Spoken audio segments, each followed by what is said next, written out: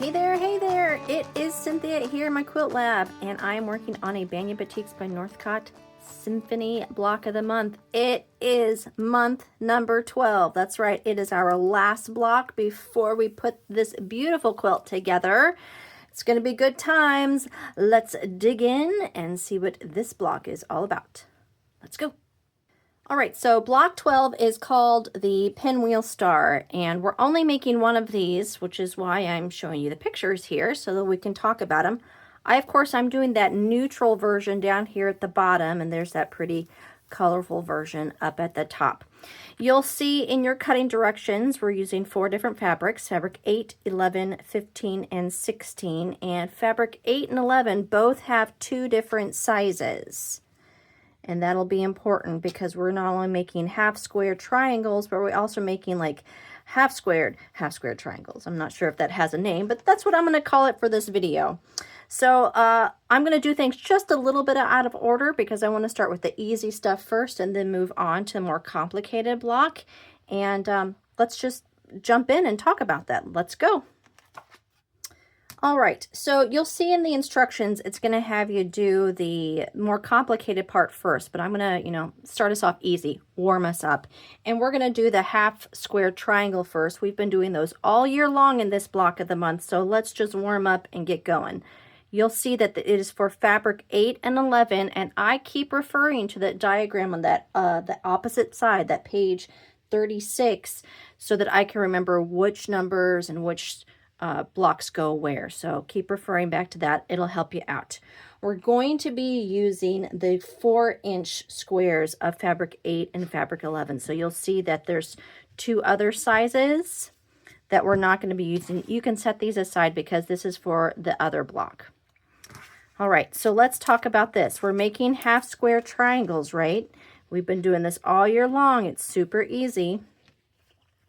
We plaster one on top of the other. We get out our handy dandy ruler, or if you have one of these awesome half square triangle rulers, and we make some lines. I'm making a line both in the center, that's that diagonal that we're eventually going to be cutting, and then I'm going to do one on each side. Now, a lot of instructions will tell you that all you have to do is the one line in the middle, and then just sew 1/4 inch on either side. But I like to see all my 3 lines. That way I know where I'm stitching and I know where I'm cutting. So I'm going to do this to both blocks. I'm going to stitch on the 1/4 inch away from that center diagonal. I'm going to cut it in half, and I'm going to press them towards the dark side. So we got 2 blocks. So this is going to make 4 half square triangles. This is what's going in the ultimate corner of the final block. So let's do this one first. I'll take a few pictures as I go, and I'll see you at the end. To the machine.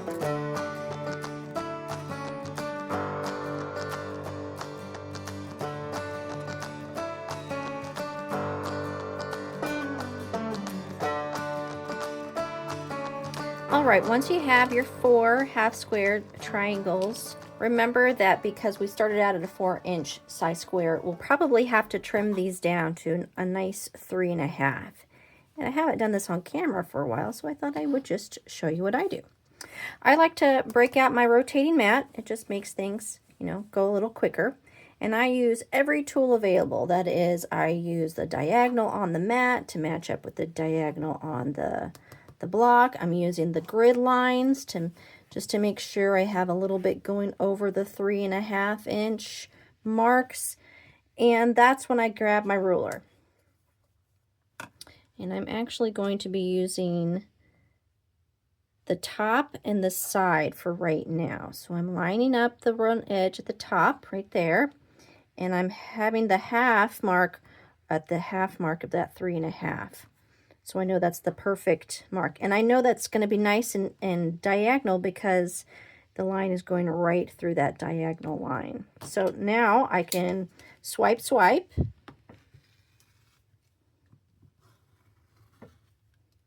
Move away the little pieces of scraps. And I'm going to carefully pick up my ruler. And I'm going to just rotate my mat 180 degrees, and do the other two sides. Isn't that awesome? I love the rotating mats. Not a necessity, but a nice little perk if you happen to have it. And I'm going to do the same thing. I'm going to line up against that half right there and against this line right here so that I get the perfect 3.5 inch block. Put my hand down nice and secure, grab my blade, and swipe, swipe.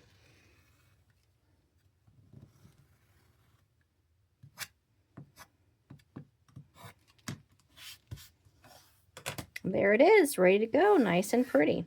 So square up all 4 of your blocks, and then we'll set these aside and we'll talk about the next step. All right, so let's talk about the rest of the block. We're making a half squared triangle. I know that's a little confusing, but you'll see in the directions, the rest of the fabric that you have all needs to be cut diagonally in half once. So let's go ahead and do that real quick, and then we'll talk about layout, because I think it's going to be easier to see this in the layout instead of necessarily following the pictures. So cut all these in half and we'll be right back. Okay, so once you have everything cut in half, what I recommend doing is actually laying all the pieces out according to the diagram that's on the back. Only because in the picture you'll see that fabric 8 and 15 look pretty darn similar, but in real life one's tan and one's sort of a greenish color. So lay them all out, grab those half square triangles to put in the corner, and then let's move forward and talk about piecing the last mini block before we put the big block together. So let me lay everything out and I'll be right back. Okay, so here is the exploded, unseamed version of the block. This is what you see in the diagram on that page 36. And you can see I've still left the different numbers because I think it looks a little different in person than it does on the page. I want to specifically note out fabrics 15 and 8 back to back here in the north, south, east, west kind of areas. Those look really similar in the picture. So I just want you to lay everything out so that you can see what it looks like before you start taking things to the machine, especially if you're doing this neutral version. The color version, let me just bring the picture out so you can see it, is way easier to figure out, whereas that neutral version is just a little trickier. So let's talk about the one block that we haven't done, and that's this kind of half triangles to the half square. So what you're going to want to do is you're going to take these 2 blocks right here, you're going to seam them together here first, and then you're going to do this seam across the middle. So let's talk about this. We've already cut all this fabric in half, so there's a lot of bias. That means there's a lot of stretch in this fabric right now. So before I cut everything, and probably before I go to sew it, I'm going to do just a really light best press to help everything stay put and not stretch. Also, when I take this to the machine, I'm going to stitch starting with that flat edge going right under my needle. So this is my needle, is my nail. That's where I'm going to stitch first. This is going to be better for you than the diagonal going right to the needle first. You'll have more problems here, and there's a possibility that it'll get sucked down into your machine. So if you can just start with that straight edge as opposed to that pointy edge going under the needle first, that's going to make your life so much more happy and successful when you're putting these blocks together. So it's up to you as far as how you want to press these things. There isn't instructions. You can open it up so it has a nice flat edge before you go to put this in here, or you can press to one side or the other. It's really up to you. You do want to make sure that when you put these 2 pieces together, that it's roughly the same size as this guy, as that big one. That way it'll match up center to center, because these blocks are going to need to be squared down again, just like that half square triangle that we did earlier. But don't worry, I'll have some tips after we get all these pieces together. So put everything out, take a nice deep breath, and start stitching. and make your life easier. Do each little piece one at a time before trying to do any like chain pieces if this is new to you. And keep your nice layout in front of you handy. That way you know which block goes where in your overall layout. Let's talk about that layout. This is called the pinwheel star, right? So there's that pinwheel right there in the center, the small, and there's a bigger pinwheel right there. Kind of pretty, right? And again, that fabric 15 is on the outer edge surrounding the pinwheel. Lots of fun stuff going on in this block.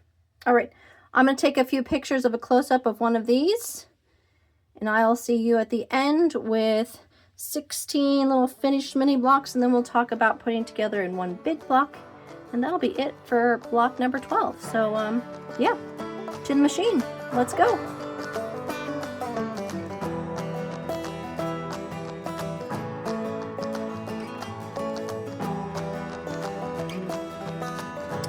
Alright, so I've squared up all of my other squares off camera. There's one of the half square triangles and there's the other block. But I wanted to show you what I am doing to square these guys up, because it's a little trickier now that we have a second diagonal in half to the block. So let's just talk about this. So first let's talk about a little quilt math. So it's supposed to be 3.5, right? That's the unfinished size. So half of 3.5 is 1 3/4. So the reason I'm talking about that is that point right there in the center where this diagonal meets the full diagonal. That is supposed to be dead center, which is 1 3/4 by 1 3/4. Important to remember, because I'll need to know that I need to go 1 3/4 out, and that's where I need to cut. So this is what I'm doing. I have a mat that has 2 diagonals on it. I'm doing 2 45s either way. I'm lining that first diagonal all the way across. This one's my most important because it goes all the way across, and I'm just lining it up on that diagonal to go all the way across. And then eyeball this guy and make sure he's on the diagonal as well. So there's that diagonal, and if you want, you can take a ruler and do a little line to make sure it really is. That's pretty darn good. So now it's dead center on my mat, right? Like I said, that's supposed to be 1 3/4 by 1 3/4. So it needs to be 3 inches. So there's that center and there's that center. So there's 1 inch, 2, 3 inch, and I need a half. So there's the half, 1/4, and 1/4. So if I think about that, there's 1 inch, and then there's 3/4 of an inch. Okay. So I want to slice at that 1 3/4 in. And I'm just worrying about my first cut. I'm just making sure that there's my dead center, 1 2 3, and then the half. So I'm laying it down nicely, and I'm giving it a swipe. Now I'm using a rotating mat when I'm cutting these just because it's a little easier.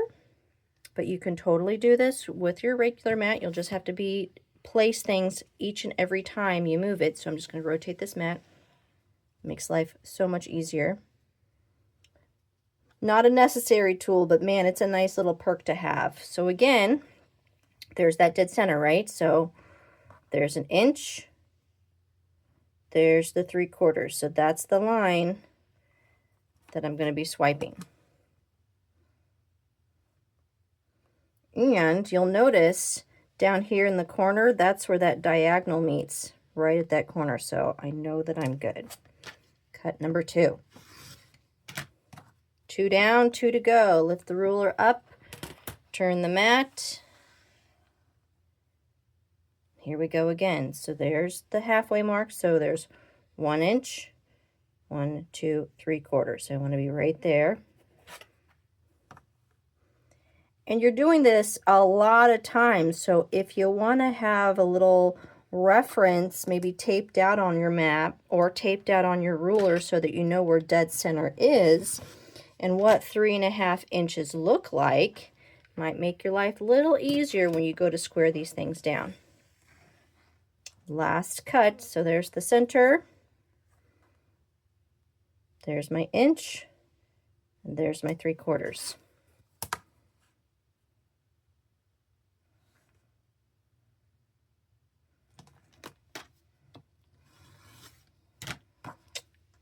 Take that away, and there she is, ready to go and put in our exploded block so that we can start piecing this into its final formation. So let's get back to the big cutting mat.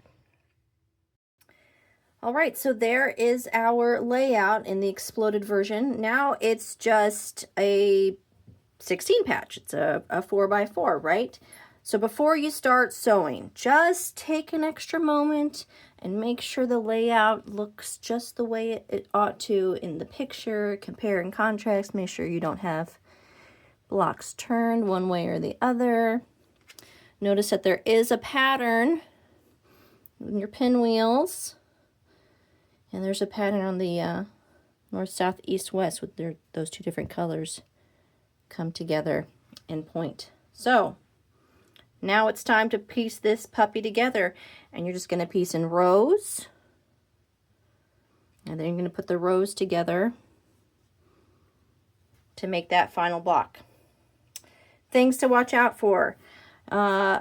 You have a lot. Almost every corner has a little half square, two fabrics meeting. So whether or not you chose to open or not, if you chose to open your seams, it's going to be a little flatter here in the corner. If you didn't, that's your preference too. I did a little bit of both just to try it out, and I'll be honest, I don't have a preference this time around. Usually I like to open it up, but it was so pretty. I didn't have any problems with it going one way or the other. So that's just me. But it's up to you what you want to do as far as opening up or keeping them going one direction. If you are going to have them pressed in a certain way, what I recommend is having rows 1 and 3 press in one direction and have rows 2 and 4 press in the other direction. That way when you go to put these together in the rows, together, they'll nest nicely up there at each of the corners. So quick tip, whether you want to do it that way or open up, it's up to you. It's all fine. This is your quilt, no quilt police. I, of course, am going to take a bunch of pictures as I speed through this. I'll see you at the end with a finished block 12. To the machine!